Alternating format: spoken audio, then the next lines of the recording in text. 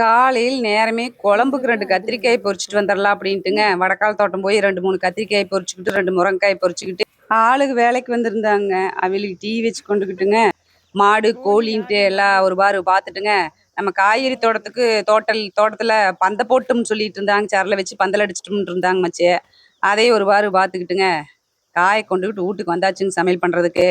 இப்போ வெய்யக்கிழமை இருக்கிறதுனால காலையில் இட்லி தோசைன்னு போடுறது இல்லைங்க, நேராக சாம்பார் ரசம் போயிடுறது.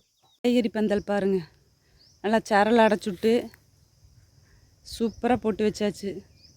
இன்னைக்கு காய்க்கிறதே பாக்கி. பூ பூத்துருச்சு.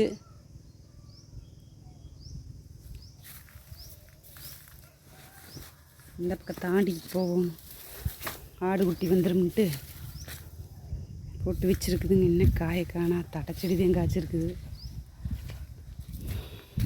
இதுதான் நம்ம காய்கறி தோட்டம். இன்னும் காய் வரல. இது வருங்க, இது தனியாக சரல் ஊனியாச்சு.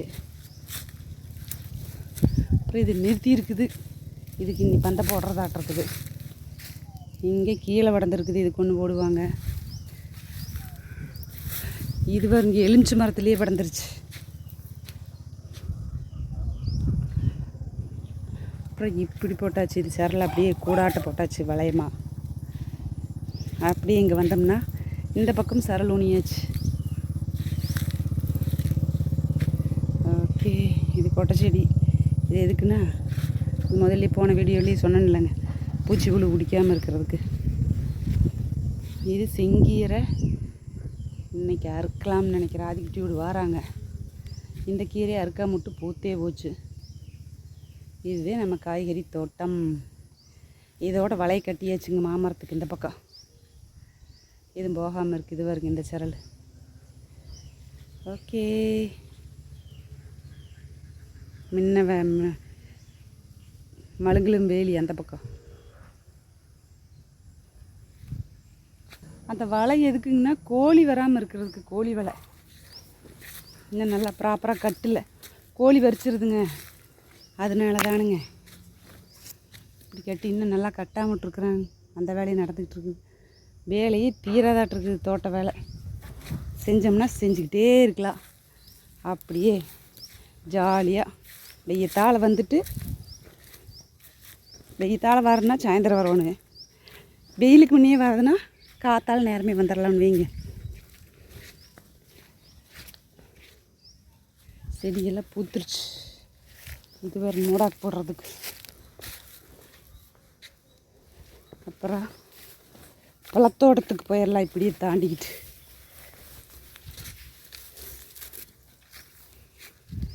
இங்கே வந்து பார்த்தா பழத்தோட்டத்தில் பில்லுக்குள்ளே பார்த்தேன் போகணும். ஒரு 2 3 மாம்பழம் பழுத்துருக்குது. பழுக்கில் காய்ச்சிருக்குது. என்ன மாம்பழம் தெரியல.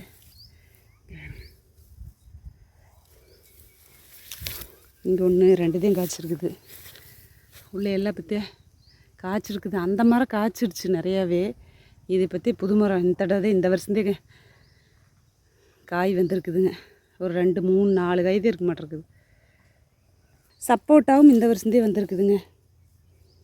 2 3 வந்துருச்சு. பிடிச்சி கிடக்குது. நான் எடுத்துகிட்டு வரேன். அங்கேயே டீயை கொண்டார்.